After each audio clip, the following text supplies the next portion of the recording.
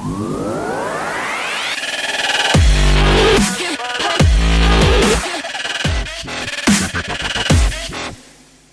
last question. Is everyone aware that this is going to be an assembly session? Great, cool. So good morning, everyone. Are you alive after the party yesterday? Yes, so. I'm drinking coffee and I'm going to recover just in time for the presentation. So my name is Hanneli. I am from Brazil. I work for this Brazilian company called Codeminer 42. And those are the things that I like to do in my free time, including Pokemon. So I still need to find some Pokemon to complete my Pokédex on Pokemon Go. So I accept some suggestions of cool places here in Vilnius to grab some Pokemon. And this is going to be our agenda.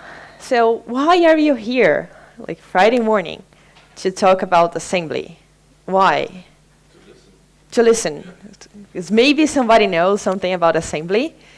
Why? Are you just curious? Are you willing to work with assembly? Are you just... I didn't find a better session this morning. Just curious. Just curious. I'm still under the effects of the alcohol, so I came to the crazy session that we had today. So let's talk a little bit about assembly. How many of you are web developers? So I see some hands, and usually for, I don't know, most of the cases, web development is usually high-level programming, right? We use like Ruby, we use, I don't know, PHP, C#, Python, and sometimes we don't have the chance to see some, problems that happen in low-level programming because usually web development is very high-level programming. What does it happen on low-level programming? I mean, how many times were you worried about saving 1 kilobyte of memory? How many times were you worried about, oh, if I change this instruction, I'm going to save 1 kilobyte of memory? I see one hand worried about this, but so most people, they gonna, well, 1 kilobyte of memory, it's fine, doesn't even matter. If I replacing Ruby, for example, map for each, doesn't really matter. So the thing is, computers, they are usually worried about this amount of memory. And if you come from the 80s, that was something that you had to be, constantly worried about. So it's interesting to talk about CPU design, and I hope you can see why, because it can really help us to understand high-level problems that we face on our daily basis, even for web development, I don't know, even for IoT and things like that. So it's quite interesting to understand how some problems are solved for low-level programming and CPU and hardware integration, and that can really help us as even as high-level programmers. We can kind of associate and try to understand how some things work to help us to solve problems. I guess most of you are here for curiosity. I want to try to understand some things about that.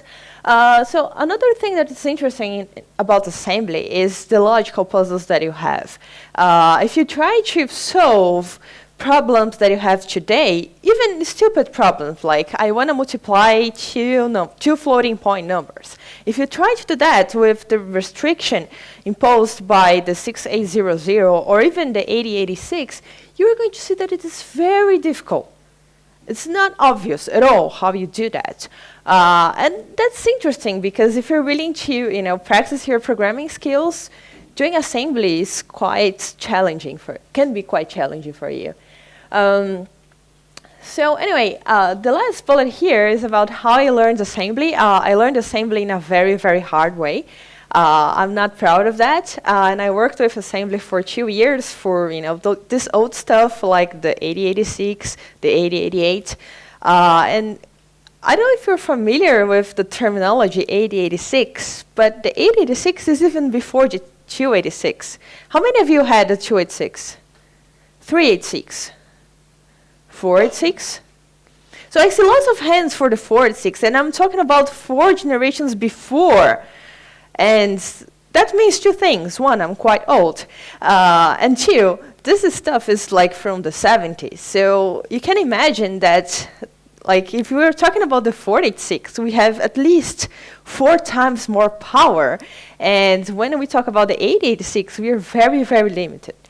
And my experience was kind of unpleasant because I learned things into the very hard and, not a soft way.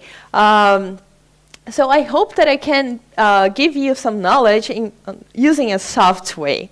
Because I think it's possible to learn assembly without, brute force or the hard way. So, question, what do computers understand? You can say, do you understand code? Really? Do they understand code? Like, do they understand your programming language? Binaries. So, basically, all of the computers, the only thing that they understand, except for the quantum computers, which is something else, they understand this thing.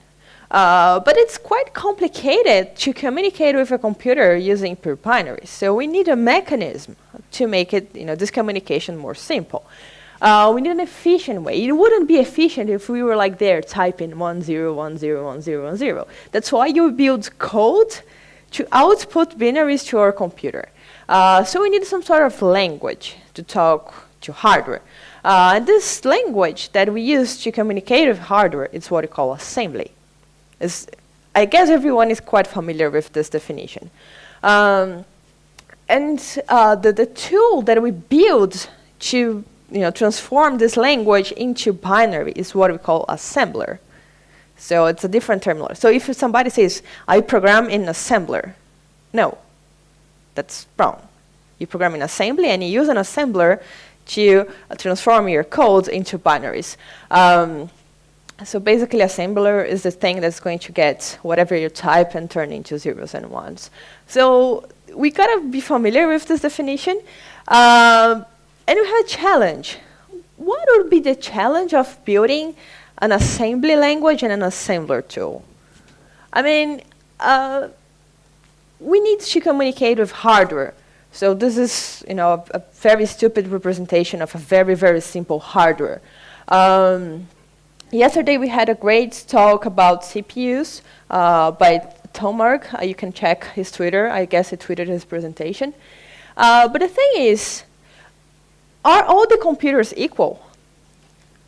Do you really think all of them are equal since the beginnings of the time? Equals in terms of architecture, in terms of pins, in terms of resources that they offer to you. So since the hardware is very different in terms of manufacturer, in terms of version, in terms of model, in terms of resources they make available to you, there is kind of no universal assembly language. That means that there is no universal assembler tool. So the assembly that you are using varies according to the hardware that you are aiming to use. And that's quite complicated to build a universal assembly language. Today you have some attempts, and I'm going to talk about them by the end of the presentation. But if the hardware is different and assembly is the closest language that you have to communicate with your hardware, that means that it's highly coupled to the hardware. So that can be an anti-pattern for web developers. If you have a high coupling, that's something bad, but that's exactly what happens to hardware. So we have different types of assembly varying according with hardware. Some of them, they are similar. Some of them, they are very, very different. And that can be quite painful if you're aiming to go to the industry, because that means that you've got to be kind of specialized into some sort of assembly, and that's going to force you to be quite specialized in some sort of hardware. So let's talk about some old stuff. I mean, how many of you have heard people trying to program in assembly and they said, oh, it's quite painful to just go to instructions? Have heard that? Oh, this programmer is doing go to go back to the program, and go to should only go, jump forward. You can hear some sort of that, but is this what we have in terms of lowest programming level? Do you have something before that? Yes. Go2 is quite new. I'm going to talk about the 6800, and Go2 is not even an instruction. Like, we are going to talk about a very, very limited set of instructions. How many of you have heard about the 6800? It's not the 68,000. It's the 00. The 1000 is something very powerful. No? This thing is 8-bit. It's an 8-bit processor. And it was released around 1975. And that was one of the most popular and very first industrial microprocessors that has been released. It comes even before the 8086. So that was when Motorola was a very large company, and they gained a lot of popularity just because of this amazing microprocessor. So that's pretty much the sketch of how the 6800 works. As you can see, there is a control unit where you manage your instructions. There is arithmetic and logic units, and then it fetches information from the RAM memory and do stuff with this information that it fetches from the memory. It's very, very simple. In terms of computer, I guess this is one of the simplest computers that we have that can actually perform complex instructions. It can probably look like very dumb, but we can actually do a lot of stuff with that. Can you imagine how do we talk to this thing? No, maybe. So to talk to one of these things, of course, we can have some emulators, but the way that I learned and the way that most people learned, so we had a physical hardware with one of these processors embedded, and we had to type the hexadecimal codes as the input. Or, I don't know how many of you are familiar with those cards. Or, you can insert a card. So that's ridiculous. But that thing actually worked pretty well for that purpose. So, how can we, in terms of program, how do we provide data for the CPU? So basically, the 6800 and all of the processors that came after, they have a thing called registers. And registers are, pieces of communication that we have with the processor that we can usually write and read information from the memory. So for example, in 6800, we have a register called accumulator A, a very creative name, accumulator A. And you can actually read and write data. And for the 6800, these registers, they are always 8-bit. But so we can have different models of CPUs that actually have a different size. So for example, as I'm going to show you, the 8086 actually has the 16-bit registers. So that's a beautiful instruction. If you want to load some information on register A, use this instruction, LDAA, and then you pass the number that you want to load. How do you communicate with the processor? Do you remember that I told you that we had that physical board and we had a small keyboard? So LDAA is an instruction, and there is a data sheet where you can see LDAA is translated to a hexadecimal number. And then you just go there, check on the sheet, and then you type the hex number on that small keyboard, and that's how you input your program, which is quite crazy. If you want to, I don't know, add 1 to your value on accumulator A, you just type the instructions added A1 and so on and so on. A good question, how many registers do we have? Because if you had a single register, do you agree that that wouldn't be very, very useful? I mean, if you want to add 2 numbers or subtract them. So we have, usually you have more than 1 register.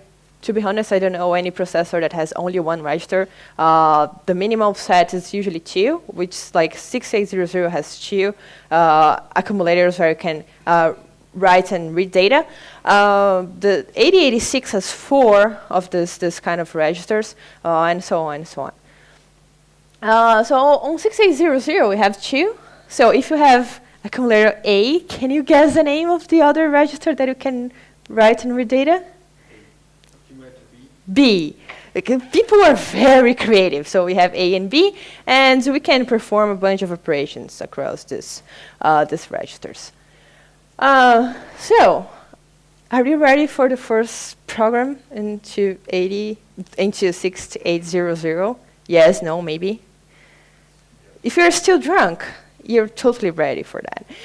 No, I'm joking. That's quite simple. So let's write our first program that loads 0 on accumulator A, then adds 1 to accumulator A, then loads 1 to accumulator B, and then adds the value of accumulator B, A and B. Okay? Do you think you can make it? Yes. It's not going to hurt. So, we want to do that. Load 0 on accumulator A. So we use this instruction.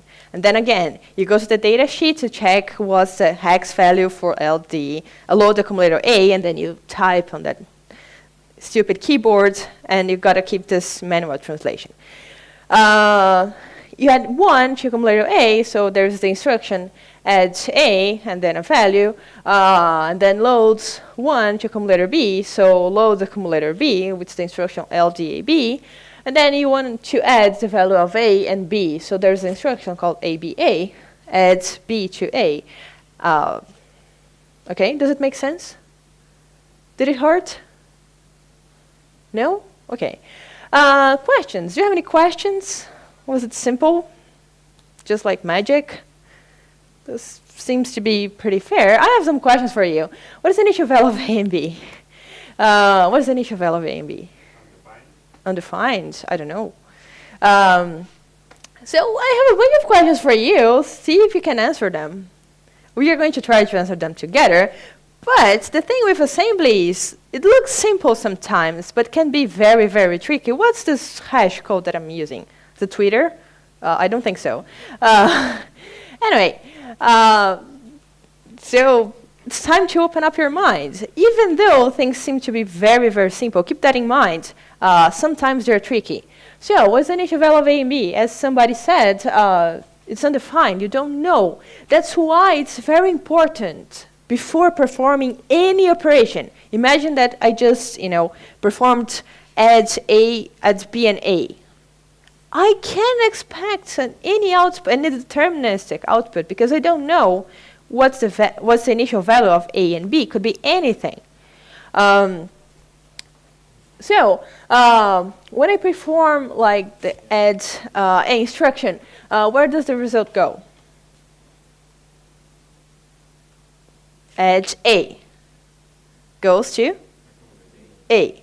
If I perform the instruction ABA, add B to A, where does the result go? To A. So the accumulator A is the main register that we have, and the results always goes to this register. So it's immutable. Yes. Can you see any kind of problem? Any problems? So after an operation, you lose the initial value of A. As programmers, how many times do you create a temporary variable? Lots of times, because it's very likely that after an operation, you don't want this operation to be destructive. But that's what actually happens to the 6800. And if you think, like, we have only 2 registers to perform read and writes, and we always lose what we have on A. And that's tricky. That's very tricky. So it can hurt sometimes. So there, oh, sorry. I think, yeah, that's the question. So how does the program know what's the next instruction? So we have a special register that keeps track of what's the next instruction. For the 6800, we have a special register called PC, program counter. And lots of CPUs actually have the program counter that keeps the track of the next instruction. The program counter is very useful because in a regular basis, it just increments by 1. and then move to the next instruction. But if you have anything that's like go to or branch or anything that breaks the regular sequence of the code, the program counter automatically can calculate that for you. What else? So that's usually, if I had to make a sketch of the memory of the instruction and of the program counter. So after every instruction for the 6800, it increments the program counter by 1, and then the program is in memory. So as you can see, the program counter on the 6800, it starts on the position 0 of the memory. It runs the first instruction, then it increments, then it goes to the next instruction, and so on and so on. That's a very simple mechanism, but sometimes you have to do the calculations to know where the program counter is. Question, is the program counter mutable? Can you write on it? Yes, you can. So you can imagine like the massive destruction that you can cause. There is no direct instruction to write it on program counter, but if you flush everything that you have on this special area called stack, there's an instruction that's going to load everything from the stack.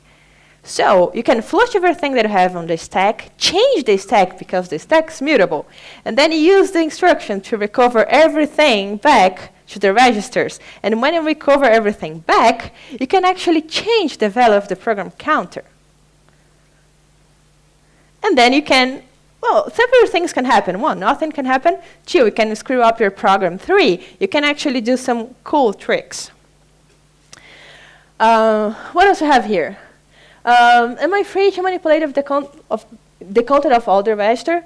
Usually you are not, but like I said, there are interesting tricks to change the value of these registers that you were not supposed to change the value. What the hell is this hash code? It's not a hash code from Twitter. What is this? So in several assembly languages, and that's valid for the 6800, for the 8086, and even for modern processors, you have one thing called address mode. And address mode is about what kind of contents are you trying to load in some register. So for example, when I use this hash, I want to say that I want to load the number 0 or the number 1, the hex 1 or the hex 0. What happens if I remove this hash? Is it a valid instruction? Yes. So saying like load AA just 00 hex is also a valid instruction, but that means something completely different. That means, hey, I want you to go to the memory, to the RAM memory on position 0 and load the content of the position 0. Are you familiar with C? What is that? Pointer. An assembly, depending on the assembly that you're using, but that's called direct addressing mode. So, oops, that's what I'm saying here. The 6800 has 4 addressing modes, 3 or 4, I don't remember, 3 or 4 addressing modes. The 8086, on the other hand, has 5 addressing modes. And the modern Intel processors have 6 or 7 addressing modes. That's quite crazy. Anyway, it's important to understand what are the addressing modes that you have. Oops. Another interesting question. Can I manipulate hex numbers only? No. You can manipulate binary numbers. You can manipulate decimal numbers. But hex are still the most common form of manipulating numbers. So that's a very tricky question. So are the numbers signed or unsigned? How many of you write code in C? Are the numbers signed or unsigned? What's the range? If you don't do anything, what's the default declaration? Signed. What are you supposed to do if you want unsigned to have a larger range of unsigned numbers? You need to declare them as unsigned. So in assembly, it's pretty much the same. But the thing is, it's based on your interpretation. So if you're writing a program and you assume that the very first beginning everything is going to be signed, you have to treat everything signed. How do you treat signed numbers in binary? You call the instruction. So for assembly, usually use the bit on the left to represent the signal. If it's 1, it's a negative number. If it's 0, it's a positive number. Can you see the downsides of having this representation? You lose 1 bit. So instead of 8, now you have just 7. 0, 0, 0, 0 is 0. And so in theory, 0 is under the positive range. But 0 is a special case I'm going to show you in a minute. So question, can you perform an operation, let's say add a signed number with an unsigned number? Can you do that? You're allowed to, but are you supposed to do that? No, you're not supposed to do that. So if, I don't know, if in your program you know that you have an input which is an unsigned number and your program is entirely being treated as a signed number set, you have to transform your unsigned number into a signed number. And that's quite crazy. Because if you get an 8-bit number, which is unsigned, and try to transform it into a signed number, you're going to need an extra bit. You need 9 bits now. And that's when things start to get complicated. So this level of detail is something that we are not worried about in higher level programming, right? Like, screw it. But that's something that you have to be paying attention the entire time when you're writing assembly code. So what happens if the result is larger than 8 bits? You have to manually split, and you have to consider other things. So one interesting thing in most CPUs is that they have a special register monitoring some status of one of the accumulators.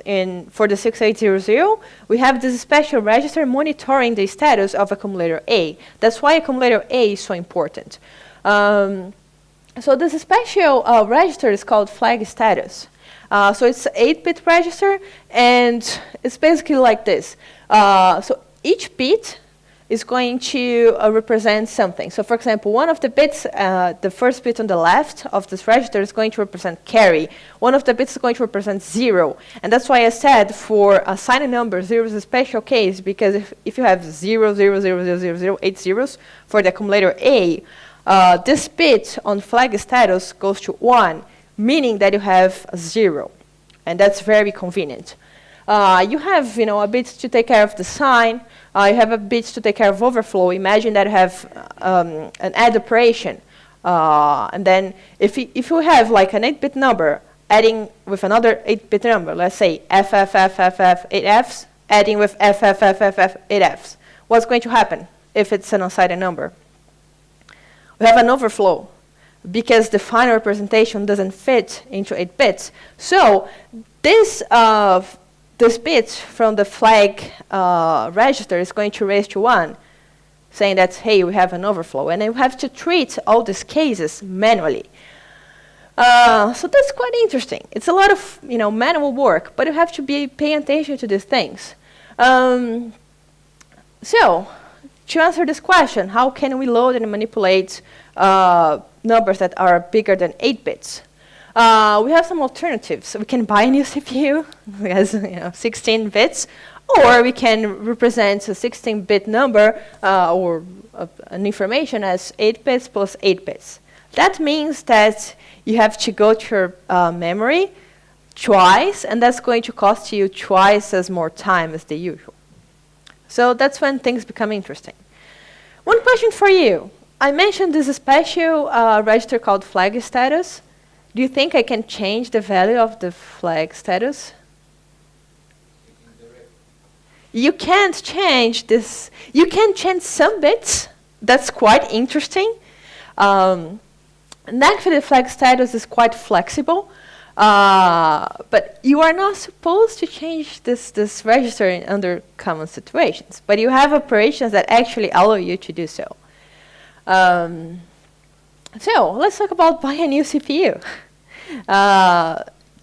To be honest, like I remember doing work of 32 bits into the 6800. So like that's quite crazy. It's quite complicated to do. So I mean, things evolve, and in 1978, like 3 years after, actually it was more than, beginning of 1978, Intel released the 8086, which was a massive success. So the 8086 is your new and old processor. And I'm going to talk about why is this still new. Like, you're going to see that part of this architecture is still alive inside of Intel's existing processors. So the 8086 was a very interesting CPU because it was it had all the registers. They were like 16 bits, and the data bus was 16 data bus. So it was truly a 16 bits CPU. It was, I guess, it's the most famous 16-bit CPU that we have until today.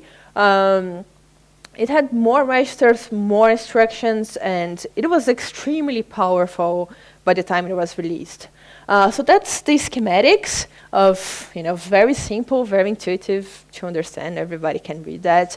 I'm joking. So basically, we had registers A, B. Can you guess the other ones? I said we had 4.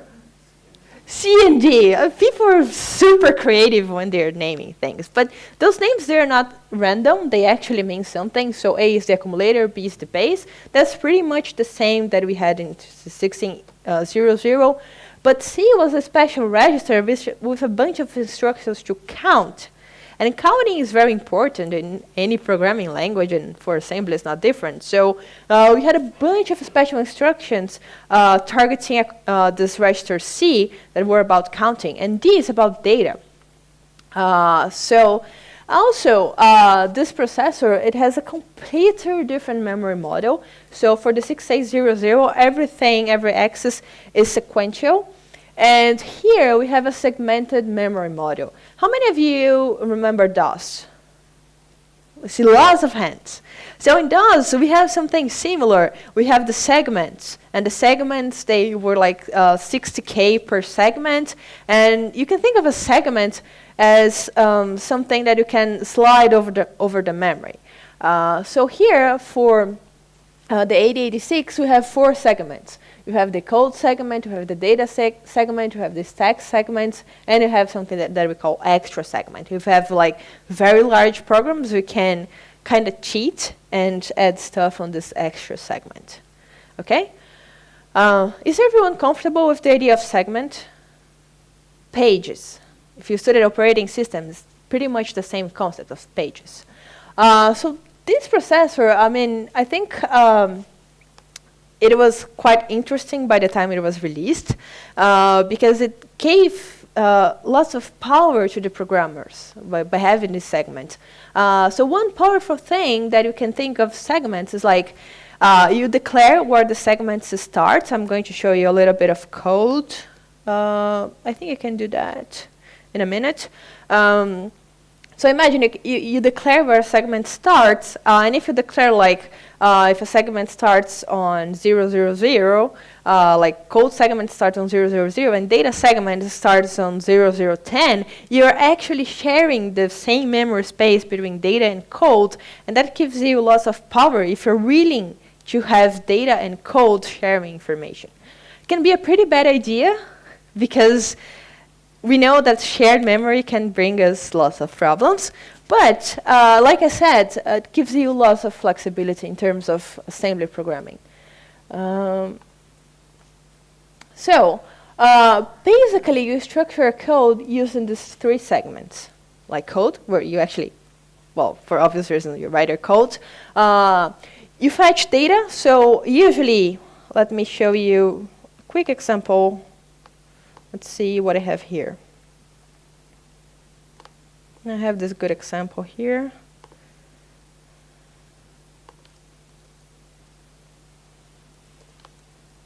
can you? No, you can't see my screen.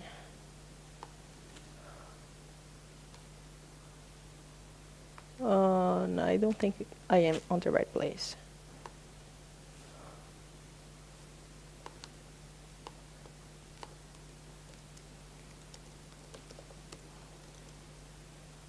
Just a minute.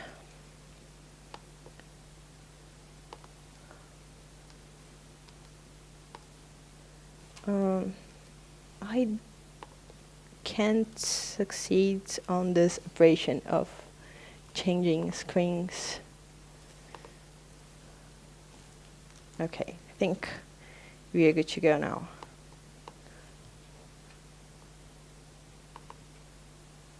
So this is pretty much how you write your programs to the 886.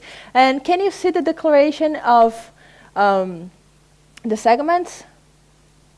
So we say that the stack is going to start here, the data is going to start at the default position, for data is the extra segment code. Can you see the declaration of the segments? That's pretty much, we determine where things start. I could come here and say, code is going to start on, I don't know, 108. And we would be sharing information between code and stack, for example. We could do that. So that's pretty much how your code works. And that's perfect, brilliant. Everybody understands everything, claps. So let's see, how much time do I have? What time does it end? 10:55? OK, so I actually have time to show you a little bit of code if you're interested. Are you? It's not going to be too traumatic. So let's talk about an example of multiplying two numbers. That's a good example. If we are willing to multiply two numbers, we can do something like that. Can you guess what kind of instruction I would have to multiply two numbers? If add is for adding, and sub is for subtracting. Mul is for multiplying. So we can actually do something like that. You're not sharing your screen. Oh, I'm sorry. It's too much technology for me. OK. So I'm still not sharing the right thing.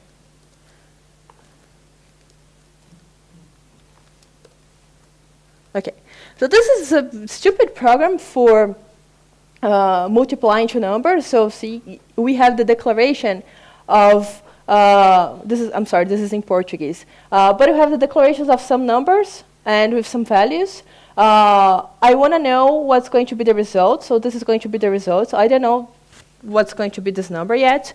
And see, those are big numbers. They're very big numbers. So I have to use two registers, because I have probably a 32-bit number here. And then I need to use two registers. And then I have to multiply fragment by fragment. So I have to divide this number into 16, and then extra 8, and then extra 8, and then extra 8.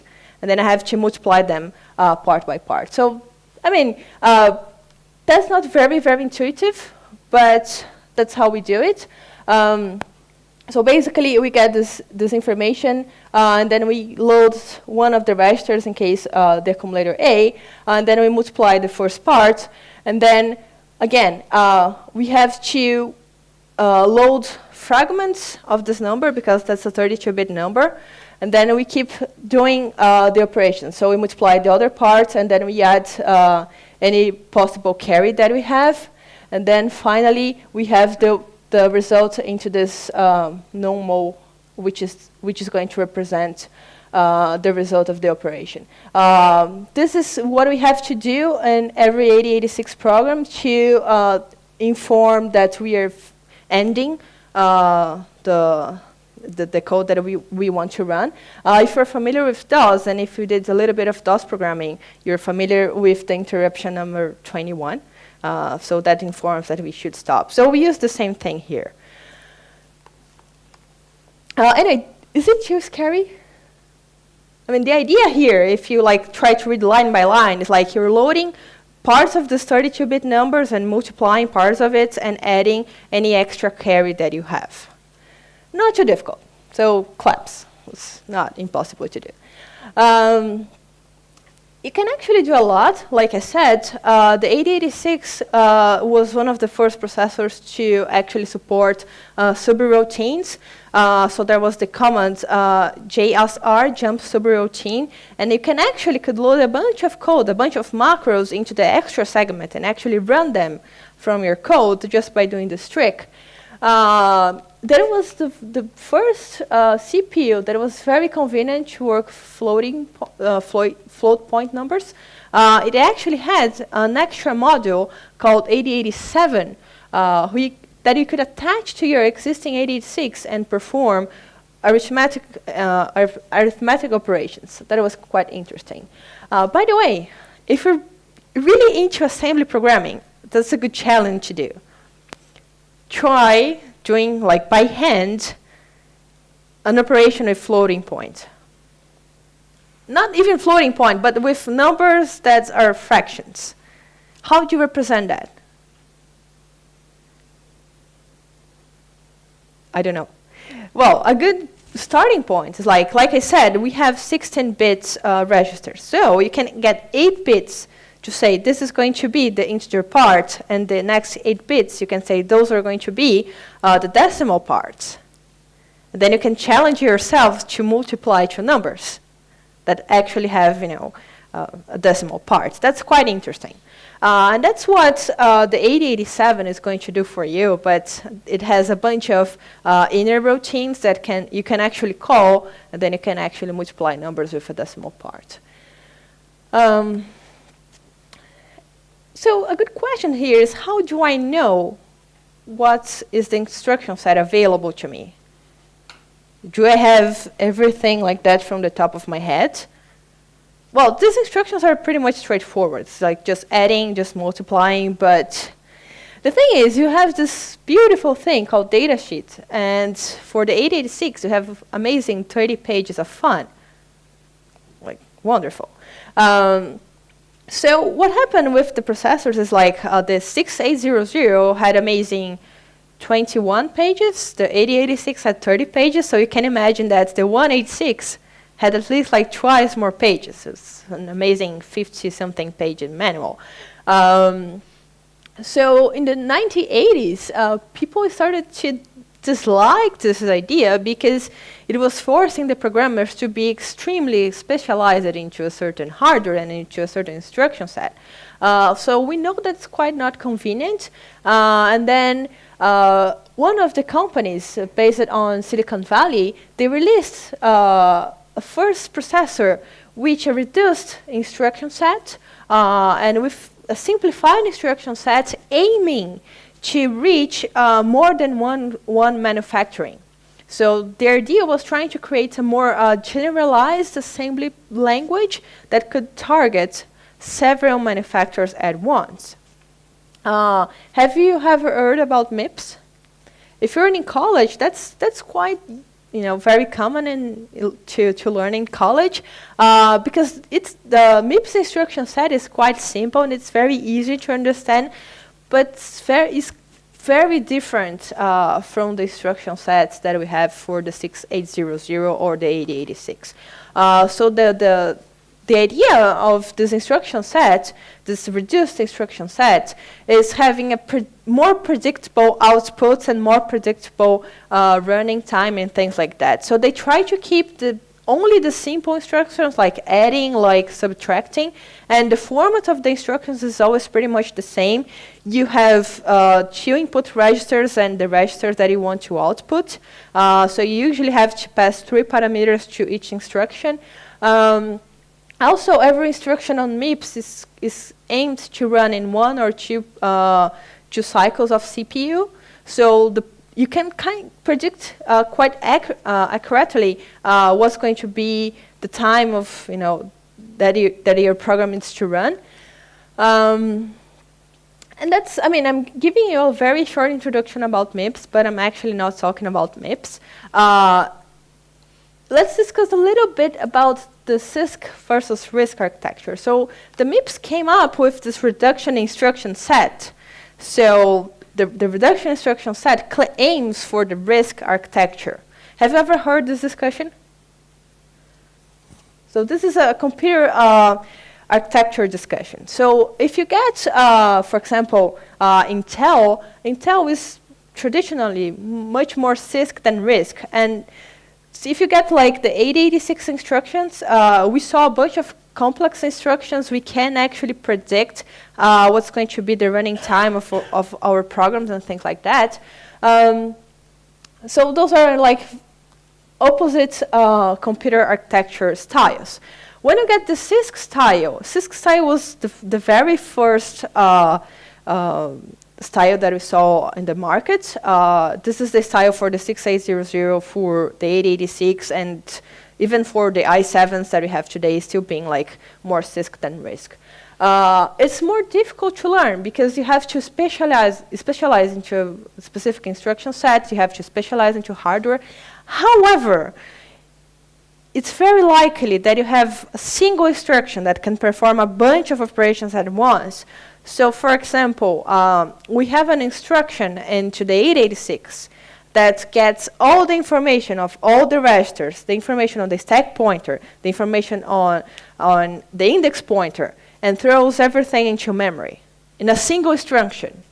You just write this instruction, and you can perform all these operations at once. We don't have anything similar in the Risc architecture. So you have to write more code into the Risc architecture. However, it turns out that it's a little bit more intuitive to the majority of the developers to write Risc because it's simpler. So you don't have to memorize, and you don't have to know that such instruction exists. So you see a lot of engineers for the 886 using a bunch of instructions, and they could replace all these instructions with a single instructions. And the reason that happens is like they didn't know that a single instruction could replace the 3 or 5 instructions that they were using. So that's the trade-off between one and other architecture. And if you're willing, which one is faster? Why do you think Intel still uses Sisk? I'm going to leave this question open. So since Sisk architecture is more coupled to hardware, it usually provides you a little bit of extra performance. However, it's difficult to work with this architecture because you need to be kind of specialized. This is an interesting discussion. What's the difference between microprocessors and microcontrollers? Microcontrollers has some memory. Not only the memory, they provide you a lot of peripherals besides the CPU. So microcontrollers are the CPU plus other useful stuff that you need. Usually an external floating point, arithmetic unit, RAM memory, sometimes some disk, some hard disk, and things like that. And the microprocessor is the CPU only. So that's the terminology. So if any of you, I don't know, learned PIC, PIC, are you familiar with PIC? Yes? PIC is a microcontroller because it provides you a bunch of stuff. What is the best thing to use? It depends. So like I said, if you want a very fast computer, it's better having a CPU, and then you build the peripherals and other stuff that you need in order to have a single piece that does a lot but doesn't do anything like very, very specialized. That's a good discussion as well. Have you ever heard about this discussion? It's a discussion about how you represent your information. So if you have the big engine, if you get, let's say, a 16-bit number, and the memory is always is going to be like an 8-bit. So if you have a 16-bit register, how do you load information from memory to this register if the memory is 8 bits and the register is 16-bit? So when you perform an instruction, the instruction goes to the memory, and the instruction is going to read 2 chunks of memory at once. But how is it going to add this information back to the memory? So let's say, how much time do I have? Does anybody know? 5 minutes. Do I have 5 minutes only? Oh, that's it. Let's say in my memory, I have the position 0, 0, 0. I have the information 1A, and at the position 0, 0, 0, 1, I have the information FF. And then I have a 16, 1, 2, 3, 4, 5. I have a 16-bit register. So if I use the instruction to read from the position 0, what's going to be here? Is it going to be 1A FF or FF 1A?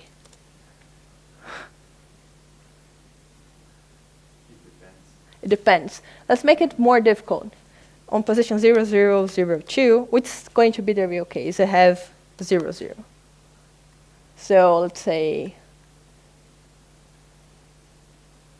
1A FF, 0, 0 FF. What's going to happen here? So that's the discussion from big endian to little endian. So on the 8086, if you point to 0, 0 is going to be the last significant information. So on 8086, you are going to have 1A, and then you're going to have FF on this register. However, if you're aiming to the Motorola line for the 68000, that's going to be completely different. It's going to be 1A FF. So you got to be careful about this. Is there any benefits? Well, this is a representation thing. Turns out that most of the processors today, they're little endian. They're pretty much the same weight as the 8086 is. So, if you want to do assembly, where should you go? You don't have to go back to this old stuff. You can learn a little bit of ARM. And ARM is mostly Risc Architecture, but it's very easy to get an ARM. It's quite easy to get started. It's quite cheap, and it's a very powerful processor. Or if you're really into processors, you can study Intel's recent processors line, which is like 2,000 pages to read, 2,000 pages of fun. So it's gotta be up to you. But if you're really willing, to go to processors, I don't recommend this doc because I try to read that sometimes and it's quite difficult to understand, but they released like some interesting summaries of this material. But the interesting thing is, even though it's like a 2,000-page document, a lot of the concepts, they are similar to the 886. So that's why the 886 is our old and new bastard, because the architecture of this thing is still partially alive. So here are some reference for you. I totally recommend this book, The Art of Assembly Language. It's not that difficult to read, and it can really open up your mind for learning assembly. So all these slides are available on the internet, so I'm going to tweet. And thank you very much. I don't know if I have time for questions, but maybe one or two. And thank you very much.